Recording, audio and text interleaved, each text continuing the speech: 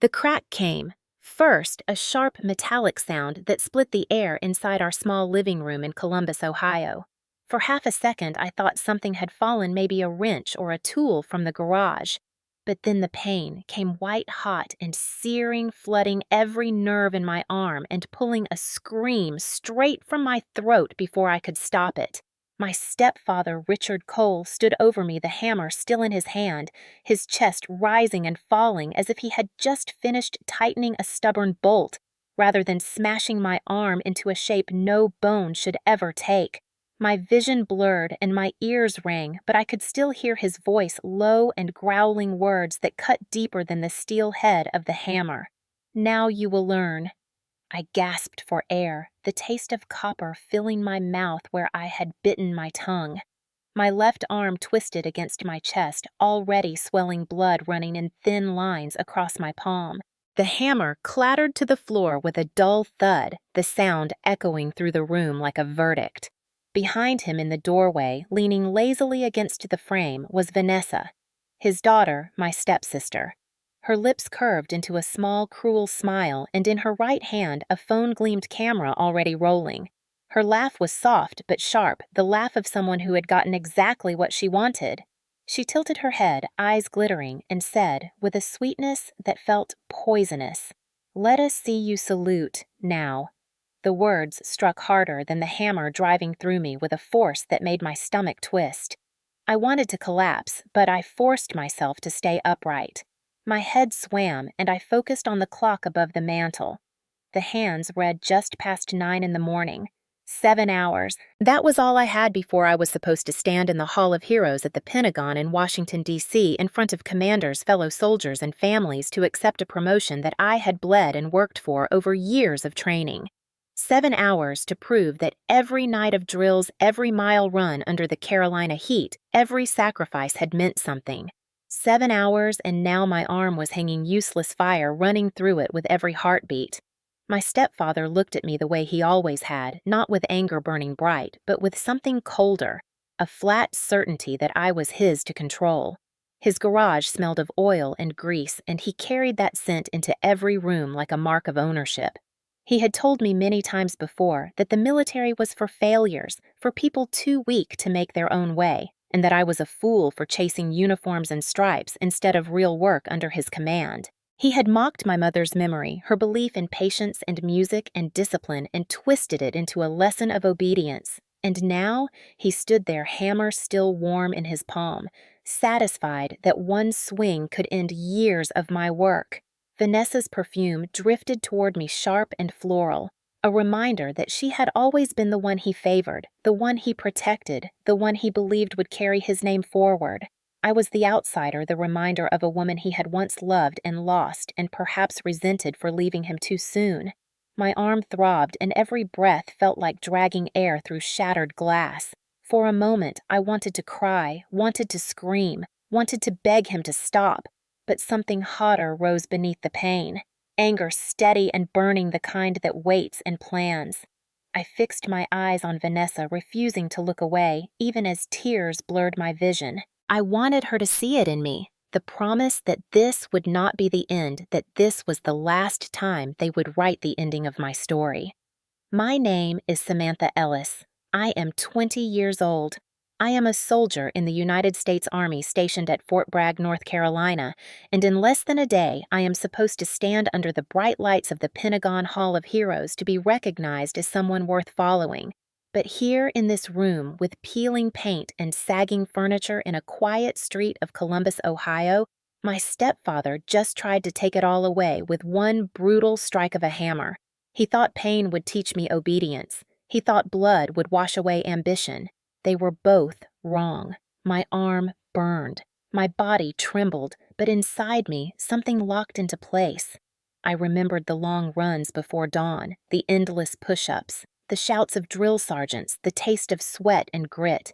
I remembered the nights when I kept my mother's photo by my bed and promised her I would make it further than this house, further than this town, further than his reach. And in that moment of agony, I made a vow, silent but fierce, that this was not the end. Not today. Not like this. The hammer had fallen, but so had their mask. and before the day was done, the world would see them for what they were. I grew up on the east side of Columbus, Ohio, in a house that looked ordinary from the sidewalk. The porch sagged in the middle, the paint peeled in wide flakes each spring, and the swing at the front creaked whenever the wind pushed it. Neighbors waved when they passed, and the mail always arrived around noon, but inside those walls, the air was heavy with a silence that followed every fight. My mother, Linda Ellis, tried to fill the house with gentleness for as long as she could.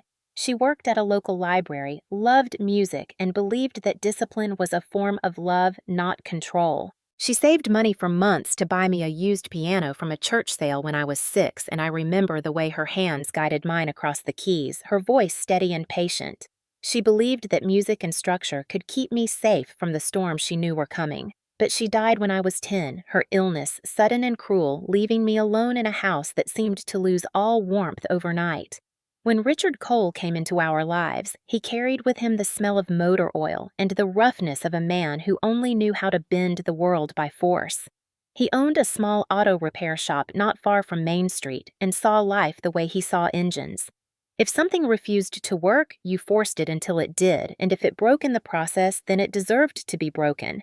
He was the kind of man who thought affection was weakness and that fear was the only tool worth using.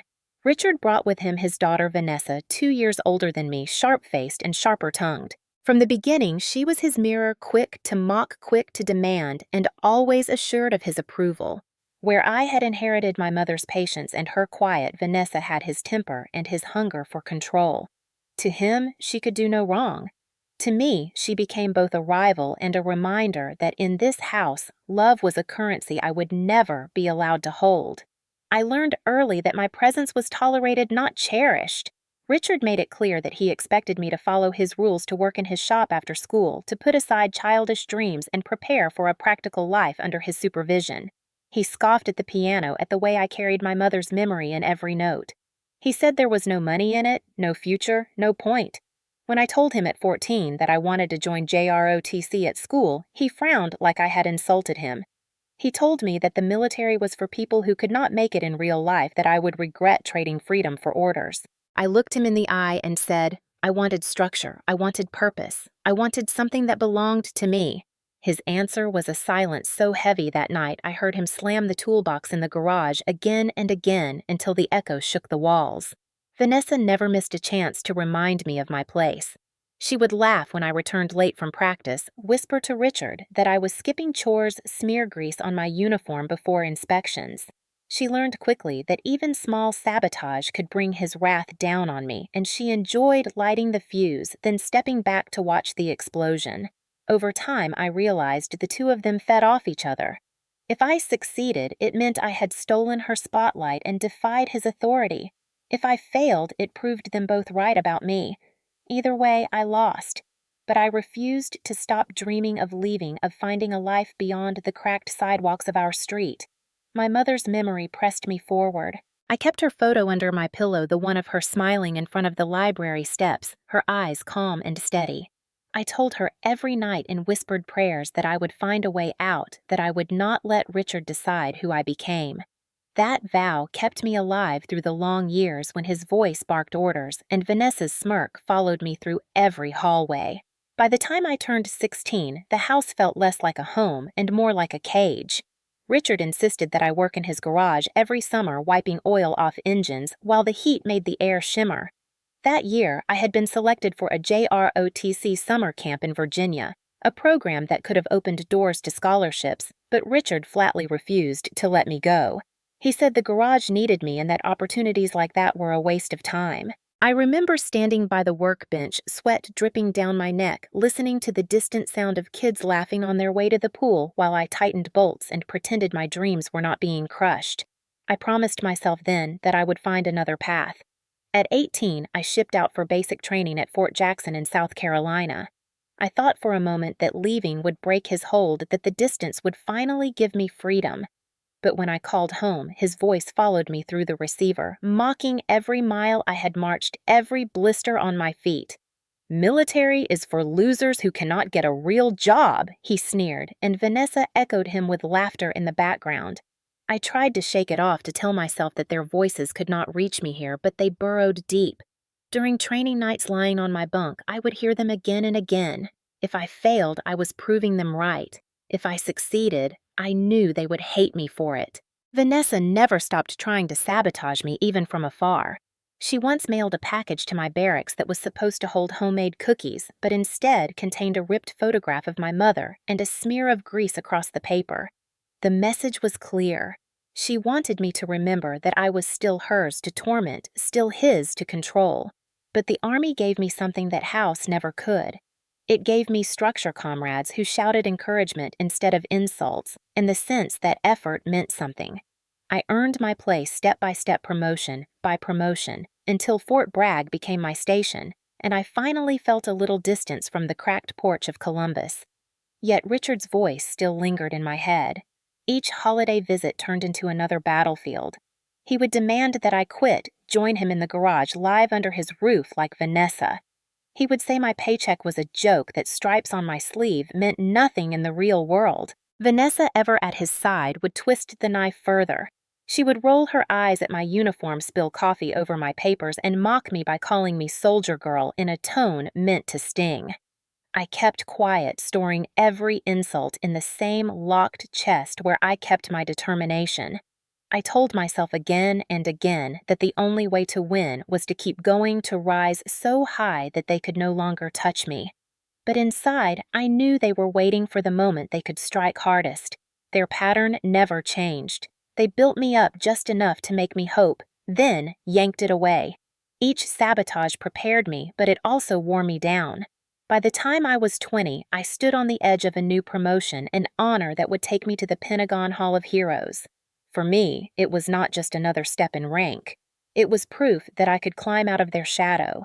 It was proof that every mile, every sacrifice, every lonely night away from home had built something they could not destroy. Or so I thought. I had underestimated how far they would go, how much control meant to Richard, how much jealousy burned in Vanessa. Looking back now, I can see the signs. The way he watched me with cold calculation, the way she smirked when I packed my bags for Washington. They were planning something, and when the hammer came down on my arm that morning, I understood that to them, my future was not mine to claim. It was theirs to ruin.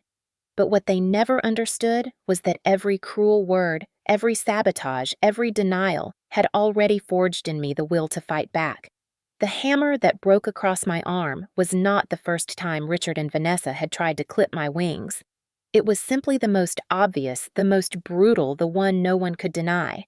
For years before that morning, they had been sharpening their knives in quieter ways, sabotages small and large that built a pattern I only fully understood later. When I was 16, I had been selected for the JROTC Summer Leadership Camp in Virginia, a program I had dreamed about for months. My instructors had recommended me, telling me that I had potential, that this program could open doors. I still remember holding the acceptance letter in my hands, the paper trembling because I could hardly believe it. That night, I brought it to the dinner table, excited to share the news. Richard barely glanced at it before shaking his head. "The garage needs you this summer," he said, his voice flat as if the decision had already been made. I told him it was important, that it could change my path, but he only laughed. "You think these people care about you?" He stabbed a piece of meat with his fork. "They will use you and spit you out. Better to stay here where you belong." Vanessa smirked across the table, her eyes gleaming with triumph.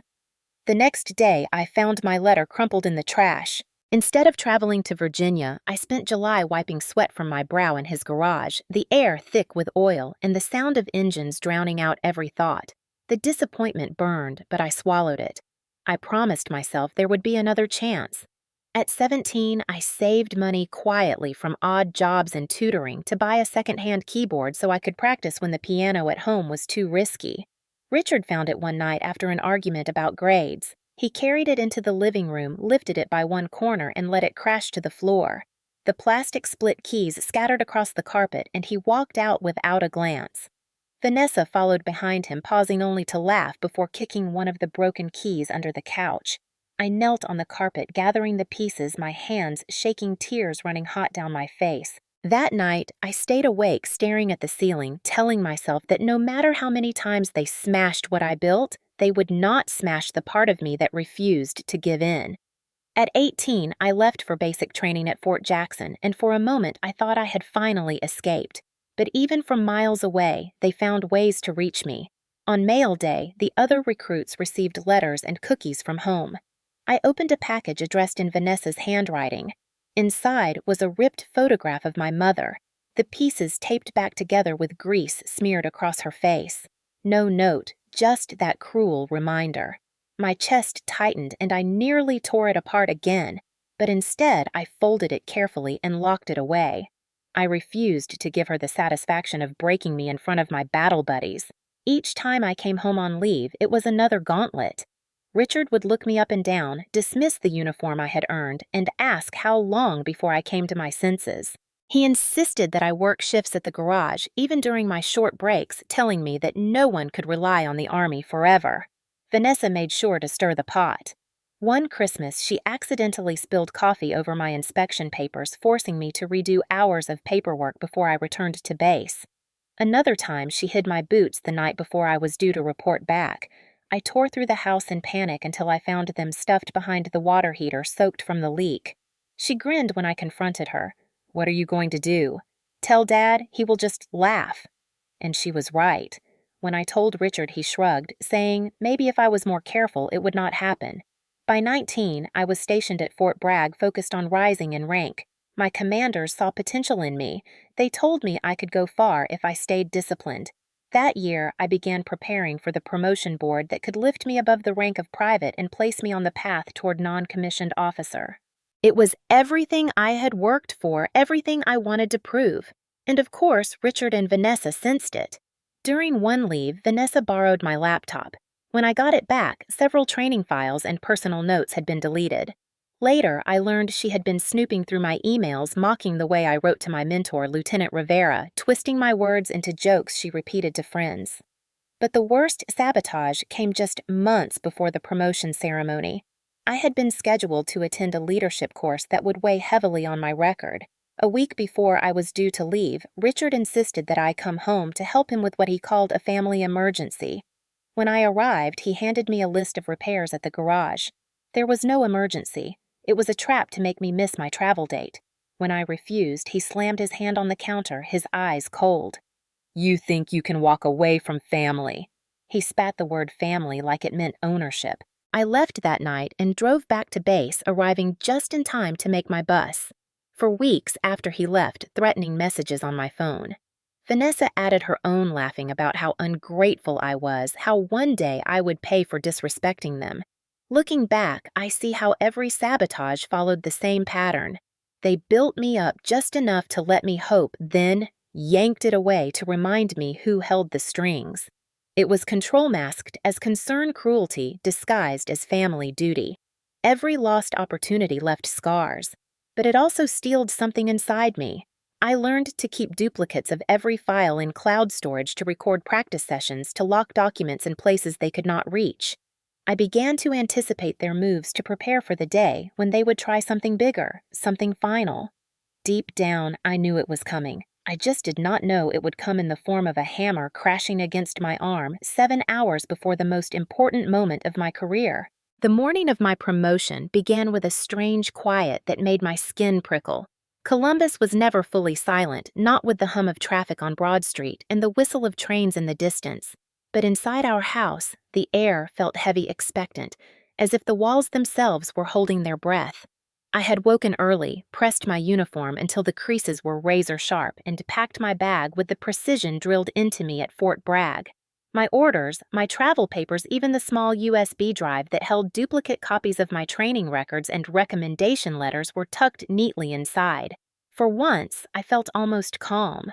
In a few hours, I would be on a flight to Washington, D.C., and by late afternoon, I would be standing under the lights of the Hall of Heroes, my name called my work finally recognized. It was the moment I had imagined through years of sweat and sabotage, the moment I would prove that I was more than the girl Richard tried to break in his garage and more than the shadow Vanessa tried to smother. I came downstairs with my bag on my shoulder ready to leave when Richard's voice called from the living room. "Sit down, Samantha. We need to talk." The tone was not a request. He sat in his worn armchair, the morning paper folded neatly beside him. Vanessa perched on the armrest, phone in hand, her eyes glittering with the same amusement that always meant trouble. My stomach clenched, but I forced myself to keep my stride steady as I stepped into the room. I told myself it was just another attempt to rattle me, that I could walk past him out the door into freedom. He started calmly, almost pleasantly, as if he were offering me a choice. His friend at the construction company had a job lined up for me, full-time, good pay, benefits. It was waiting right now if I wanted it. He said it like the decision had already been made, like the army and the promotion were childish fantasies compared to the security of working under his friend's thumb. I shook my head. I told him I could not. I had a flight to catch, a ceremony to attend. His eyes narrowed and the calm veneer slipped. "You still think this military nonsense is going to take you somewhere?" His voice hardened. "It is a waste. You need to get your head on straight." I tried to move past him, but his frame filled the space between me and the door. He stood slowly, his presence looming, his jaw set in a way I knew too well. Vanessa shifted, almost eager, like she could sense the storm about to break and wanted the best view. My pulse quickened. I told him again that I was leaving, that nothing he said would change my mind. That was when his hand shot out, clamping down on my arm, spinning me toward the coffee table where his toolbox sat open from some project he had been working on earlier in the week. In one swift motion, he reached down and gripped the hammer. For a heartbeat, I thought he would slam it against the table to scare me the way he had before, with tools and shouts. But then he lifted it higher, his face blank, his eyes cold, and the hammer came down across my left arm with a force that turned the world white. Pain tore through me, sharp and unbearable, ripping a scream from my throat. I staggered back against the couch, clutching my arm to my chest. My knees buckled and the edges of my vision darkened. Vanessa's laughter filled the room, not nervous or shocked, but full and triumphant, like this was the victory she had waited for. She raised her phone slightly, angling it toward me as if capturing proof of my defeat. "Let us see you salute now," she said, her words sharp as broken glass. I forced my eyes open, gasping through the agony, the taste of blood heavy on my tongue. The clock on the wall ticked loudly, the hands marking the time. 10:20 in the morning. Less than 7 hours until the ceremony. Less than 7 hours until I was supposed to stand tall before generals and fellow soldiers. The thought twisted in my chest. Could I even stand at all now? Could I lift my hand in salute? Could I walk onto that stage with the weight of this pain dragging me down? Richard dropped the hammer back into the toolbox as if he had just completed a simple repair job.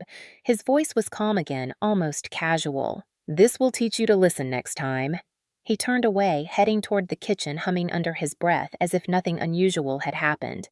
The normality of it, the sheer indifference, was more disorienting than the violence itself. Vanessa never lowered her phone, her eyes locked on me with a gleam of satisfaction. For a moment, I thought she might actually upload the video then and there, broadcast my humiliation before I even had a chance to move. I pressed my back against the couch, breath, ragged arm throbbing with each heartbeat. The walls of the house seemed to close in tighter, the years of silence and sabotage pressing down. My body shook with adrenaline and pain, but beneath it something else began to burn. Anger, steady and sharp. They thought this was the end of my story. They thought a hammer could erase everything I had fought for. They were wrong. I sat there on the couch, clutching my arm, the throb of each heartbeat making the room tilt. The living room smelled of coffee and motor oil, the scent of my stepfather's world pressing into every corner. Vanessa leaned against the doorway, now scrolling casually on her phone, as if recording me had been no more significant than filming a pet trick. I forced myself to breathe slowly, biting back the tears that wanted to fall, because I knew she would savor them. She always did. My mind raced. 7 hours until the Hall of Heroes. 7 hours until my name was called. I could not let this be the end. I thought about calling the police, but in this town, Richard's connections ran deep. The police chief had been his fishing buddy for decades. Any report would be twisted into an accident or dismissed as a misunderstanding. I thought about running next door to Mrs. Carter, but she owed Richard favors after he had fixed her car last winter. Fear made people loyal, and fear of losing his help was a currency he had spent for years. My options closed like a trap. I shifted slightly and nearly blacked out from the wave of pain that shot through my arm. My vision swam, and I had to grip the couch with my good hand just to stay upright. Vanessa looked up and smirked, her voice dripping with sarcasm. "Careful, soldier girl, you wouldn't want to miss your big moment." Her words sliced through me, but I refused to give her the satisfaction of seeing me break. Instead, I met her gaze and held it silent, but unyielding. Let her see the promise in my eyes. This was not over. Upstairs in my room, my bag still sat ready. Inside was the USB with my records, my recommendation letters, and the acceptance for the promotion ceremony. That bag was more than luggage. It was the proof of everything I had fought to become. If I could just get out of this house with it, if I could just make it to someone I trusted, there was still hope. I remembered the email I had sent 2 weeks ago to the promotion board attaching a preliminary recording of my training exercises and leadership drills. Lieutenant Rivera had supervised the session, his signature on the document, his voice captured in the background as confirmation. That file was time-stamped, stored in my cloud, untouchable by Richard or Vanessa. If I could not lift my arm in salute tonight, at least I could present the truth. The truth that I had earned this. The truth that they had tried to destroy it. The thought gave me a flicker of strength. I slipped my phone from my pocket with my right hand, careful to angle it away from Vanessa's line of sight. My fingers shook as I typed a message. He smashed my arm. "I need you with camera." I sent it to Sarah Green, my childhood friend, who had grown into the one person I could trust completely. She was a reporter now at the Columbus Dispatch, sharp, determined, and unafraid of Richard's shadow. Her reply came within seconds. "On my way. Stay safe." My chest loosened just a little. Help was coming. Richard returned from the kitchen with a mug of coffee, his expression calm, his voice almost cheerful.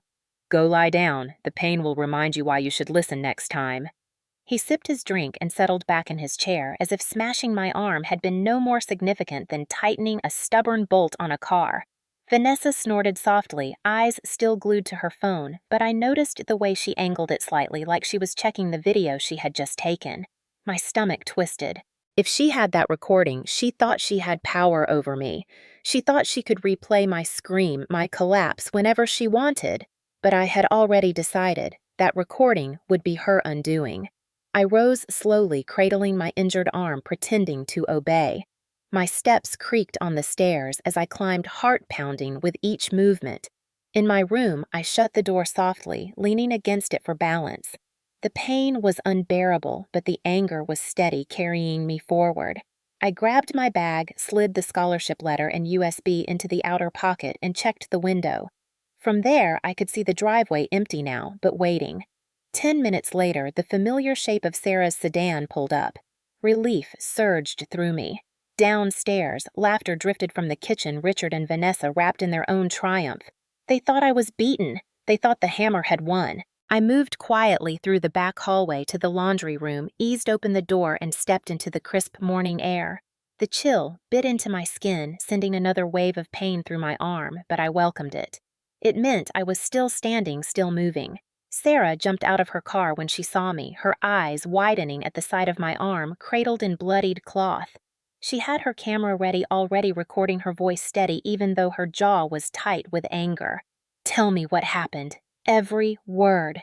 And so I did, my voice shaking but clear, knowing that each sentence, each detail was no longer mine alone. It was evidence. It was the beginning of turning their cruelty against them. Sarah's camera lens glinted in the morning sun as she held it steady, capturing every angle of my injury. The bandage I had wrapped hastily was already soaked through, purple bruises blooming beneath the skin of my forearms, swelling, pushing against the fabric. She asked me to describe everything as it happened, and though my voice trembled, I forced the words out. I spoke of the hammer, of the cold way Richard's eyes had watched me, of Vanessa's laughter, and the way she had recorded the moment like it was entertainment. The sound of my own voice, shaky but unbroken, made the vow inside me harden. This was not going to be another secret buried inside our peeling house. This was going to be light, dragged into the open. Sarah zoomed in on the hammer itself. I had grabbed it before slipping out of the house, wrapping it in a towel so I would have the weapon in hand. She filmed the weight of it in my good palm, the faint trace of skin and oil on the handle, proof that it was no accident. Then she clipped a small microphone to my shirt collar, urging me to keep talking while we drove. I climbed into the passenger seat, clutching my bag against me, feeling as if every piece of my future was stuffed inside its pockets. The drive away from that house felt like breaking free from chains I had worn for a decade. Columbus rolled past the window, the sidewalks cracked, the storefronts tired, the faces of neighbors turned away as if pretending they had never suspected what happened behind our door. My chest tightened with a mixture of anger and grief. I had walked these streets as a child with scraped knees, as a teenager with secret dreams, and now as a soldier carrying evidence of my father's violence in my bones. Sarah kept one hand on the wheel and the other ready to adjust her camera, her eyes sharp. "I have seen stories like this buried," she said quietly. "Not this time. Not with what we have." I thought about what we had indeed. The hammer, the footage of my swollen arm, my recorded statement in Sarah's car, and more than that, the years of patterns I could recount, the programs denied, the instruments destroyed, the constant attempts to bend me into obedience. This was more than one morning's violence. It was a history, and now it was documented. We pulled into a gas station outside the city, and Sarah parked in the corner to avoid attention. She handed me a bottle of water, urging me to sip slowly, then asked me to tell the story from the beginning. I recounted the JROTC program I had missed, the keyboard he had smashed, the packages Vanessa had sent to taunt me, the way they tried to trap me before my leadership course. She filmed everything, nodding silently, occasionally asking me to repeat a date or a location for clarity. Her professionalism steadied me. She was not just my friend now, she was my witness. As we drove on, the miles between me and that house grew, and with each one I felt lighter, though the pain in my arm burned unrelentingly. I checked my phone, scrolling through the files I had secured. The preliminary recording I had sent to the promotion board was there. My drills sharp, my performance strong, Lieutenant Rivera's voice audible in the background, confirming my identity. That file could prove I had earned my place long before the hammer struck. I also had duplicate copies of recommendation letters, including one from Sergeant Holloway at Fort Bragg praising my discipline and resilience. If I could not raise my hand in salute tonight, I could still raise my voice with evidence. Sarah glanced at me as we merged onto the highway. "What is the plan?" She asked it not with doubt, but with determination. I told her the truth. I was still going to Washington. I was still going to stand in the Hall of Heroes. Whether I played a part in the ceremony with my arm or not, I would not let them erase me. If I had to stand there in bandages, if I had to speak instead of salute, so be it. But they would see me. They would see what had been done. The thought gave me strength, but fear still gnawed at me. Richard and Vanessa would not let go easily. I could imagine them discovering I had slipped away. Imagine Richard's fury when he realized the hammer had not silenced me. Imagine Vanessa's panic if she guessed her own video might be turned against her. My phone buzzed with messages I did not open. I could already see the threats in my mind. "You better come home. You better keep quiet." But I ignored them. Hours ticked by as we drove east, the sun climbing higher, the landscape shifting from the flat sprawl of Ohio toward the long stretch of highway leading into Virginia. We stopped only once at a diner off the interstate. I slipped into the bathroom and splashed cold water on my face, staring at the reflection of a soldier with bandages, a soldier carrying both wounds and proof. My stomach twisted, but I straightened my shoulders. This was the face that would walk into the Pentagon. This was the face of someone who had survived worse than fear. Back in the car, Sarah checked the footage again, making sure files were backed up to multiple drives and her cloud account. She would not risk losing them. That caution reminded me of the precautions I had begun taking months ago, keeping duplicates of my own music, my own documents, anticipating that someday they might try something final. That instinct had saved me now. The hammer had fallen, but my preparation had already built a shield. The closer we drew to Washington, the more my nerves frayed. Pain pulsed through my arm, but adrenaline kept me upright. My uniform, folded carefully in the bag, seemed to glow in my mind, a symbol of everything I had refused to give up. I thought of my mother again, of the way she had saved for my first piano, of the way she had believed in patience and discipline. I carried her with me even now, as if her voice whispered from somewhere beyond the bruises. "Keep going. Do not let them end you here. When the skyline of Washington finally appeared on the horizon, I felt a surge of determination that overpowered even the ache in my arm. This city had seen presidents and protests triumph and tragedy. Tonight, it would see me a young soldier from Ohio who refused to let her family's violence decide her fate. Sarah reached over, squeezed my hand gently, and said the words I had been too afraid to speak. They are not going to bury this. Not this time. Not you. As we crossed into the city, weaving through traffic, I could almost hear the echo of my name being called in the Hall of Heroes. Samantha Ellis. I pictured myself stepping forward, bandaged arm held high, not in salute, but in defiance, speaking the truth into the silence they had tried to force on me for years. That image burned bright in my mind. No matter what happened next, no matter how much pain followed, I knew I would not back down. Tonight, the world would see not just the soldier I had become, but the truth of the house I had left behind. By the time Sarah and I arrived at the Pentagon, the late afternoon sun was slanting low across the marble, turning the air golden. My chest tightened as we passed security, the guards barely glancing at my bandaged arm, only my military ID and orders. I walked slowly, each step heavy but deliberate, the polished floors echoing beneath my boots. Inside the corridors stretched long and austere, filled with framed photographs and the steady hum of history. My stomach twisted, but when I caught my reflection in the glass, I forced myself to stand taller. I was not a victim walking into this place.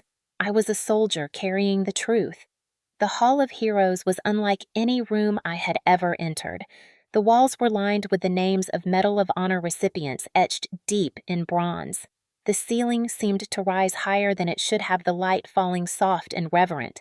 It was a place meant for courage, for sacrifice, for recognition that went beyond rank or title. As I stepped inside, the murmur of the crowd hit me all at once. Families sat in neat rows, officers in crisp uniforms filled the front cameras from local and national press set up in the back. The smell of polished wood and fresh flowers mixed with the faint rustle of programs being unfolded. My name was printed among the list of honorees in the ceremony's booklet. Seeing it there gave me a sudden jolt of strength, as if the ink itself proved I belonged here. I caught sight of Lieutenant Rivera near the stage, his expression softening when he noticed my bandaged arm. He moved toward me, voice low but firm. "Samantha, what happened?" He glanced at Sarah, who held her camera discreetly at her side. Later, I whispered, my throat tight. "Just know I am ready." He searched my face, then nodded once, a signal of trust that steadied me more than anything else could have. The first names were called. Applause rose polite and warm as soldiers stepped forward to receive recognition. My heart hammered against my ribs, not from stage fright, but from the knowledge of what I was about to do. The announcer's voice rang out clear and formal. "Private First Class, Samantha Ellis Fort Bragg." For a split-second, time froze. I felt every eye in the hall swing toward me. I pushed myself to stand my legs steady despite the trembling in my chest and walked to the stage. Each step echoed like a drumbeat, final, unshakable. When I reached the podium, I did not raise my good hand and salute. Instead, I lifted the bandaged arm high enough for all to see the white cloth stained faintly red beneath the lights. A ripple of whispers spread through the hall. I leaned toward the microphone, my voice raw but clear. "This morning my stepfather smashed my arm with a hammer to stop me from being here." My sister laughed. My words hung heavy in the sudden silence. I heard the intake of breath from somewhere in the crowd, the sharp gasp of shock. He told me this would teach me a lesson, that my military career was a waste of time. But I believe the real lesson is that silence only protects the wrong people. Gasps broke into murmurs. I saw Sarah step into the side aisle, her laptop already connected to the projector. The screen behind me flickered to life, showing the footage she had filmed only hours before. My swollen arm, the bruising already spreading my voice, describing the attack. Then came Richard's voice, low and cold. "Now you'll learn." The audience shifted, stunned, their disbelief turning into recognition as the evidence unfolded. Vanessa's laughter followed, sharp and unmistakable. "Let us see you salute now." The sound of her voice in that sacred hall sent shivers through the crowd. I saw heads turn, eyes scanning the back rows. And there they were, Richard and Vanessa slipping into the hall as if they had every right to be here, his jaw tight, her phone clutched in her hand. The crowd parted slightly, whispers growing louder. My stomach clenched, but I stood firm. From the back of the room, Richard's voice rang out harsh and commanding. "That's not how it happened. She's lying." She slammed her own arm in the door to get attention. His words fell flat in the air, thick with evidence. Vanessa shifted beside him, her face-pale eyes darting as cameras turned toward them. Before the tension could spiral further, a figure in the front row stood, a tall man with 4 stars glinting on his shoulders. General Anthony McMillan, his voice cut through the hall like steel. "I have reviewed her record. I have seen her courage, and I will not allow this abuse to be silenced in the Pentagon." His words thundered, final and undeniable. The hall erupted in applause, not polite this time, but thunderous, echoing off the high ceiling. The sound rose like a wave, breaking the hold of fear that had clung to me for years. I felt tears sting my eyes, but I held them back, standing straighter, my bandaged arm raised, not in weakness, but in defiance. Richard tried to push forward, but the applause drowned him out. Vanessa's hand shook the phone, slipping slightly, as if even she knew the tide had turned. Cameras flashed, recording not just me, but the sight of a general himself standing in my defense. It was the reversal I had never dared to dream, the moment when their power cracked under the weight of truth. The applause rolled on, echoing against the bronze walls of the Hall of Heroes, filling the space with something larger than sound. It felt like vindication, like the years of silence and sabotage had finally cracked open. I stood there with my arm bandaged, the lights hot on my face, and for the first time I did not feel small beneath Richard's shadow. I felt seen. I felt undeniable. Richard's voice tried to claw back control. He shouted over the clapping, his words jagged. "This is a stunt! She wants attention. She's making it all up." He tried to step down the aisle, his shoulders squared, his face twisted into that mask of authority he had always worn in our home. But the moment he moved, uniformed Pentagon security intercepted him, blocking his path with firm hands and steady voices. "Sir, you need to remain where you are." Vanessa hovered behind him, her confidence slipping. The smirk she always wore was gone, replaced by a tremor at the edge of her mouth. She clutched her phone tightly, the same phone she had used to record my humiliation, and I could see her thumb trembling as she tried to hide the screen from the people around her. But it was too late. Sarah had already cued the next clip. On the screen above the stage, the video shifted. The hammer in my hand, bandaged fingers holding it carefully, my voice naming it as the weapon. The image was clear, irrefutable. Gasps rippled again through the audience. A woman in the third row put a hand over her mouth. An officer beside her shook his head in disbelief. The hall that had borne witness to medals and sacrifice was now watching the raw proof of a soldier brutalized in her own home. General McMillan stepped closer to the podium, his voice carrying easily. "Enough." He looked directly at Richard, then at Vanessa. "This soldier has served with honor. She earned her place here. And what you tried to destroy will now be known not just within these walls, but far beyond them." His words were sharp, each one a verdict. He turned slightly, his gaze meeting mine. "Private Ellis, you are not alone." The applause surged again, louder this time, as if the hall itself rejected the lies trying to creep in. I felt the weight lift off my chest, the years of whispered sabotage falling away. My breath steadied, and I leaned once more toward the microphone. They thought breaking my arm would end my story. But what they never understood was that every blow only made me more determined to stand here today. My voice cracked but held steady. Abuse thrives in silence. I will not be silent anymore. The crowd rose, some clapping, others nodding with tears in their eyes. I saw Lieutenant Rivera in the corner, standing tall, pride written across his face. Sarah's camera captured every angle, every reaction, ensuring that even those not in this room would feel the truth. Richard tried once more to bark over the noise, but this time a uniformed officer from the back approached. A state trooper not bound by his local friendships had been alerted. "Sir, step outside with us." "Now." Richard's face turned red, his jaw clenching. He tried to protest, but the officer's tone brooked no argument. Vanessa clung to his sleeve, whispering frantically, but he shook her off with a glare.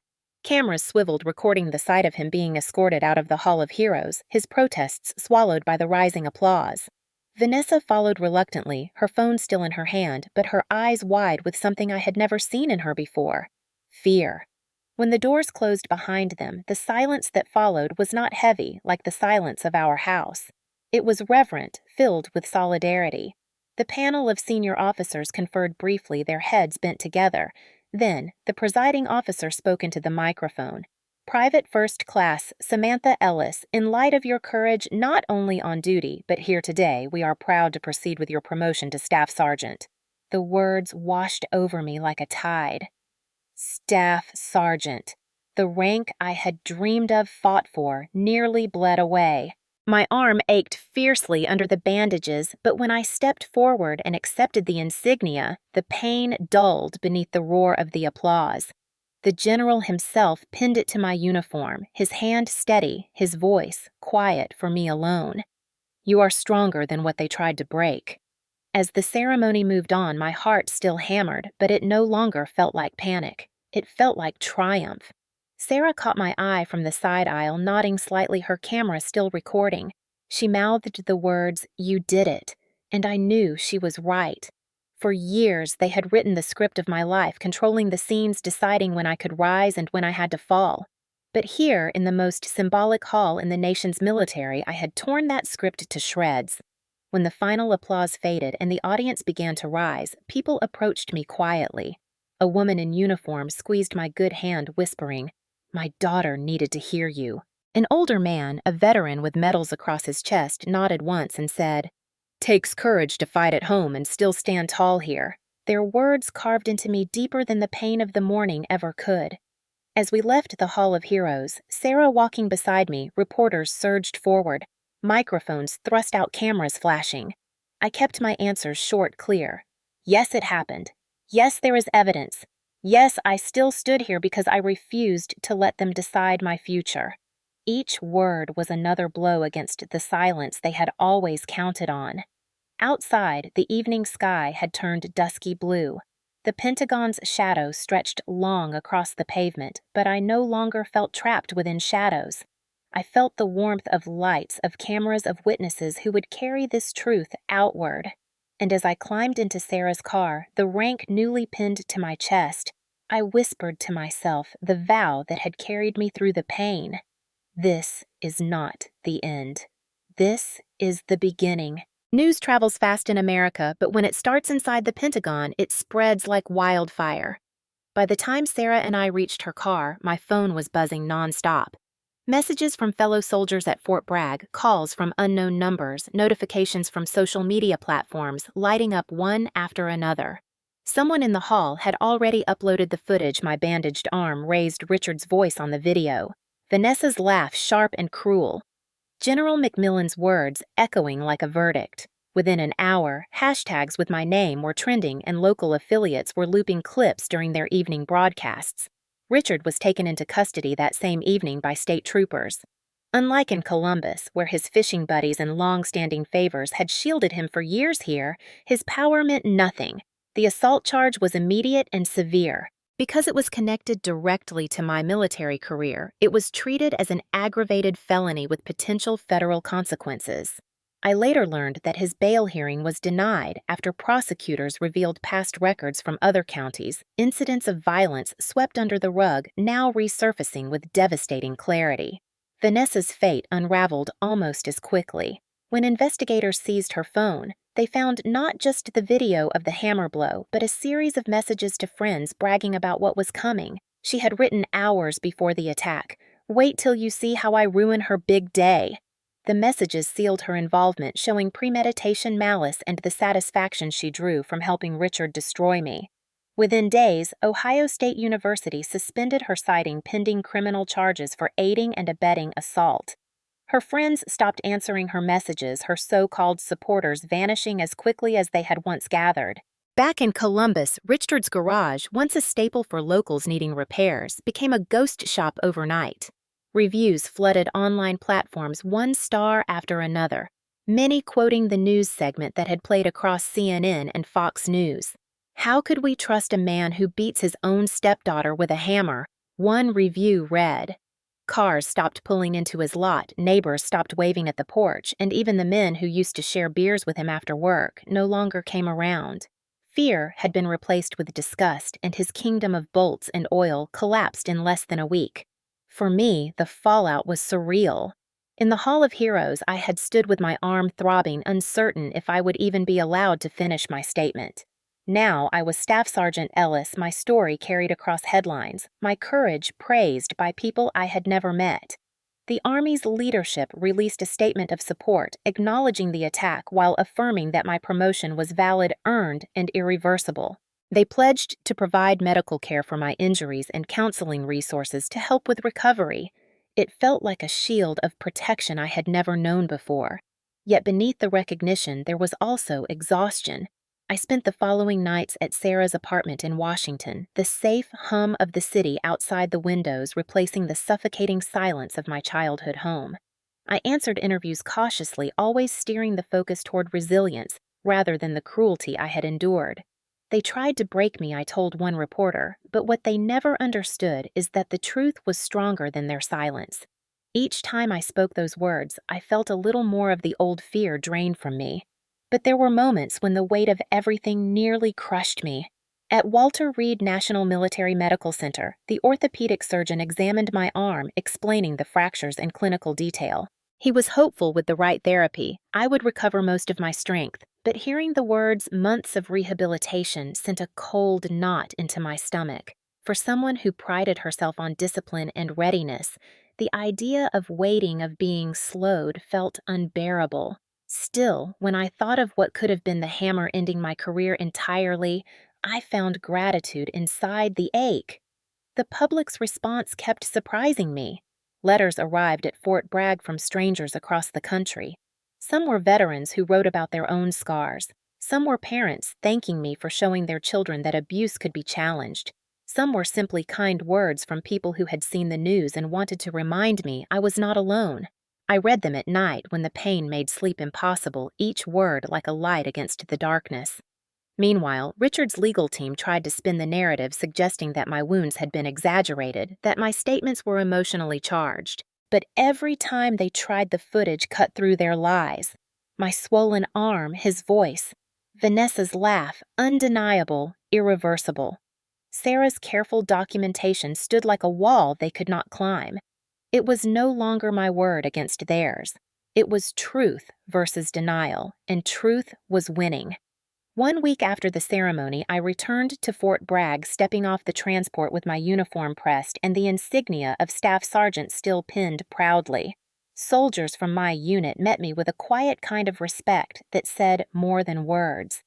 They had seen the footage too, and they knew what it meant to stand in defiance not just against enemies abroad, but against cruelty at home. Lieutenant Rivera shook my good hand, his eyes fierce with pride. "You didn't just earn those stripes," he said. "You defended them in the hardest battle of all." The consequences for Richard and Vanessa stretched beyond courts and schools.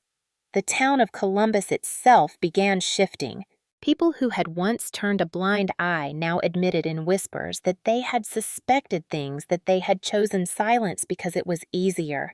Some apologized to me directly, others simply looked ashamed when I passed through for follow-up hearings. Their fear of Richard had kept them quiet for years. My voice had broken that silence, and in the cracks left behind, truth had poured in. For me, the greatest consequence was not Richard's arrest or Vanessa's suspension. It was the feeling of standing in a room filled with power and knowing that I had spoken when they thought I would stay silent. It was hearing General McMillan's voice thunder in my defense. It was the applause that drowned out Richard's shouts. For the first time in my life, I knew that their control was shattered, their hold broken. The hammer had failed. Still at night, when the pain surged and the memory replayed, I reminded myself of what had changed. The little girl who once hid broken piano keys beneath her bed was gone. In her place stood a staff sergeant who had carried truth into the heart of the Pentagon and walked out with her future intact. That was the fallout that mattered most. The days following the ceremony blurred together a mix of medical appointments, media interviews, and long stretches of quiet where I tried to process the storm that had finally broken. At Walter Reed National Military Medical Center, I sat in examination rooms under bright fluorescent lights while doctors studied x-rays of my fractured arm. They explained the healing process carefully, pointing to images that showed the jagged lines where bone had splintered. It would take months of therapy, they said, but with discipline and patience, I could regain most of my strength. The word patience struck me deeply. My mother had always told me that patience was strength in disguise. I clung to it as if she were speaking again, steadying me from somewhere I could not see. The first sessions of physical therapy were brutal. The simplest movements, like flexing a finger or turning my wrist slightly, sent sparks of pain shooting up my arm. I clenched my teeth, sweat beading on my forehead, forcing myself to push through the agony. My therapist, a woman named Captain Laura Jennings, never looked at me with pity. Instead, she pushed me to mark every small improvement as a victory. "You survived worse than this," she said calmly. "This is just another battlefield." I nodded, swallowing hard, believing her words. Back at Fort Bragg, the rhythm of military life helped anchor me. Formation drills, briefings, it all gave me structure when my mind threatened to spiral into the past. My fellow soldiers treated me differently now, not with distance, but with a quiet respect that came from knowing what I had faced. They didn't ask for details, and I didn't volunteer them, but their steady presence was enough. When I struggled to carry gear, someone wordlessly shouldered the weight for me. When I faltered during a drill, no one mocked. They simply gave me space to stand tall again. Sarah remained a constant too. She visited often, her notebook and camera always nearby. She told me her series of articles titled "When Silence Breaks" was gaining traction across Ohio and beyond. Each installment told not just my story, but the stories of others who had written to her, people emboldened by what they had seen in the Hall of Heroes. Reading her drafts, I felt both humbled and determined. If my pain could spark courage in someone else, then maybe it was not wasted. Maybe it had a purpose. I also found unexpected solace in music. With my left hand still weak, I sat at an old upright piano in the community center on bass, tapping out simple melodies with my right hand. At first, it felt futile, a ghost of the music I once loved, but slowly I realized it wasn't about perfection. It was about keeping alive the part of me Richard had tried so hard to kill. One evening, I composed a short piece, a gentle yet steady progression that mirrored the way I was rebuilding myself. When I played it for Sarah, her eyes filled with tears. "It sounds like survival," she whispered. Nightmares came often in those weeks. I would wake drenched in sweat, hearing the echo of the hammer, the sickening crack, Vanessa's laughter trailing after it. In the darkness, I sometimes questioned if speaking out had been worth it, if exposing the truth had only opened me to more pain. But then I remembered the applause, the general's words, the letters from strangers thanking me for giving them courage.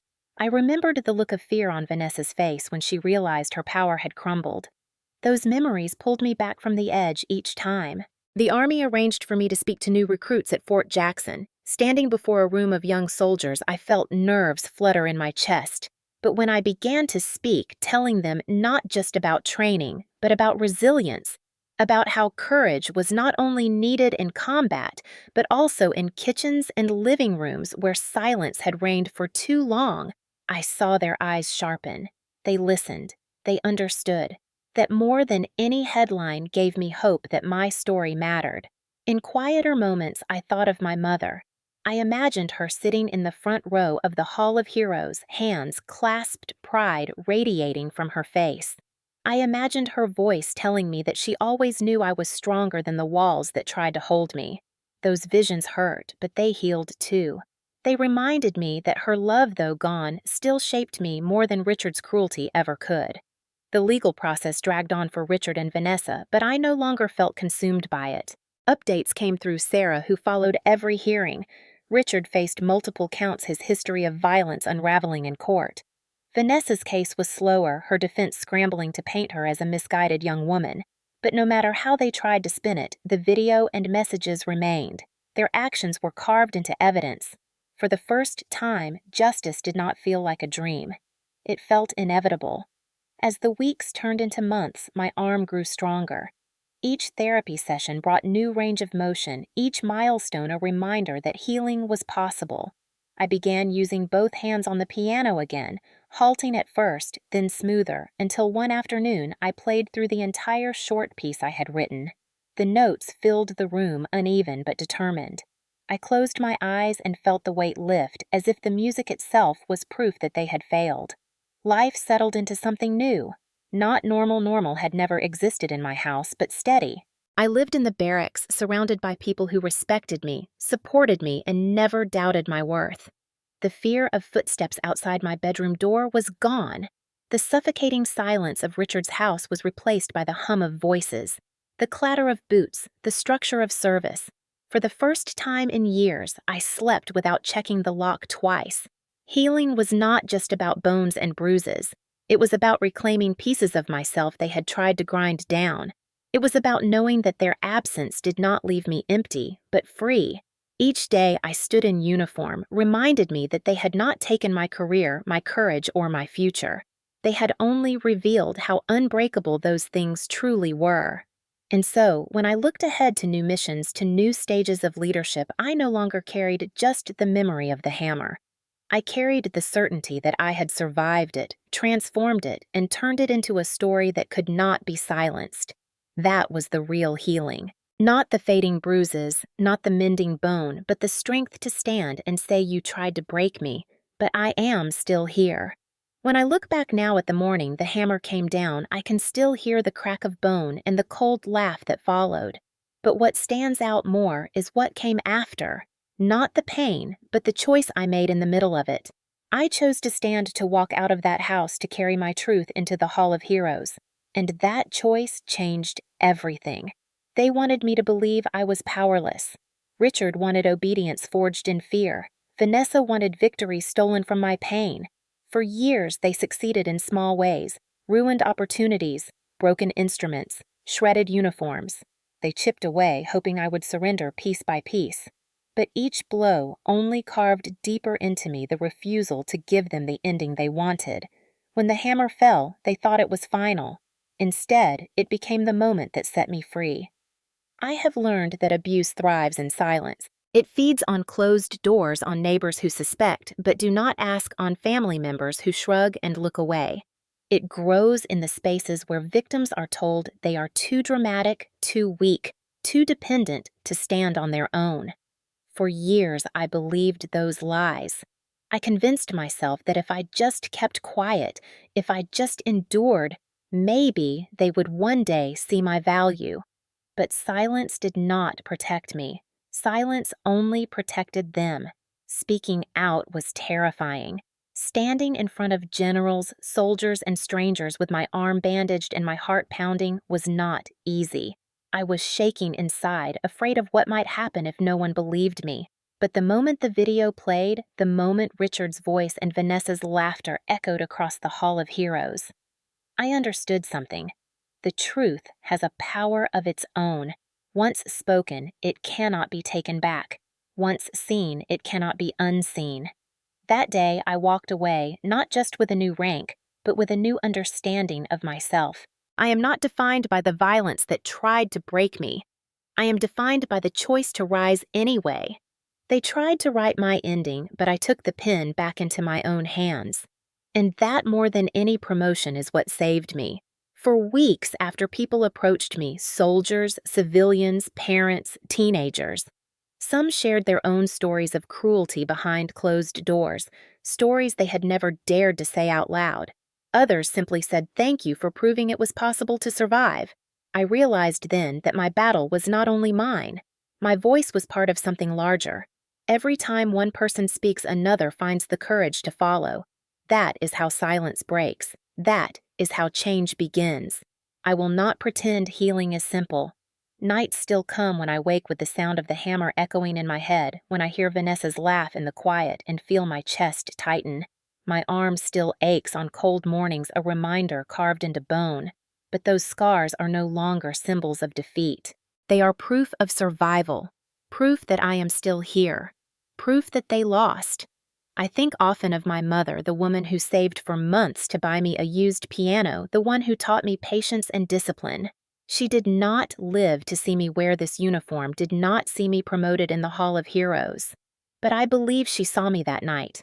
I believe she would have been proud, not just that I became a staff sergeant, but that I became someone who refused to let cruelty define me. If there is one message I carry forward, it is this: you do not have to wait for someone to give you permission to live freely. You do not have to wait for your abuser to change, or for your neighbors to step in, or for the perfect moment to arrive. The power begins the moment you decide no more. The moment you decide your voice matters. Even if it shakes, even if it breaks, even if you are terrified, your truth is stronger than their silence. To anyone hearing this who has ever felt trapped by the people who claim to love you while holding you down, know this: you are not alone. Your pain is real. Your story matters, and you are stronger than you think. The walls they built around you are not as solid as they seem. The moment you push, the cracks will show. And once light enters, nothing can return to the darkness the same way again. 3 months after the ceremony, I returned to a stage not in the Pentagon, but at a charity benefit for survivors of domestic violence, held in the same county arts center where I had once played as a girl. My hand was still stiff, and some notes required extra focus, but I played a short piece I had written during recovery. The melody was gentle yet determined, each chord a testament to the will that had carried me through. The lights felt warm on my face, the keys cool under my fingertips. When I looked out into the audience, I saw people leaning forward listening not just to music, but to proof that survival can transform into strength. Afterward, people approached me quietly, sharing their stories, thanking me for making mine public. I realized then that courage creates ripples. My story had created one, and now others would create their own. Richard sat in custody awaiting trial. Vanessa had withdrawn from university under the weight of suspension and scrutiny. They no longer haunted my daily life. Their absence was not what defined me now. What defined me was the fact that I had stood up in the moment it mattered most and refused to let them write the ending. So here is the truth I carry forward. You do not have to accept the version of reality abusers force upon you. You can take back your story. You can refuse the silence. You can walk into the Hall of Heroes of your own life, whatever that may be, and say, this is what they tried to do, and this is why I am still standing. That is power they can never steal. If you are listening now and any part of my story feels like yours, I ask you one thing: share it. Share it with a friend, with a counselor, with a camera if you must. Share it even if your voice shakes, because somewhere someone needs to hear it. And if my story reached you tonight, then stay with me for the next one, because there are countless battles like mine, and together we can keep pulling them into the light.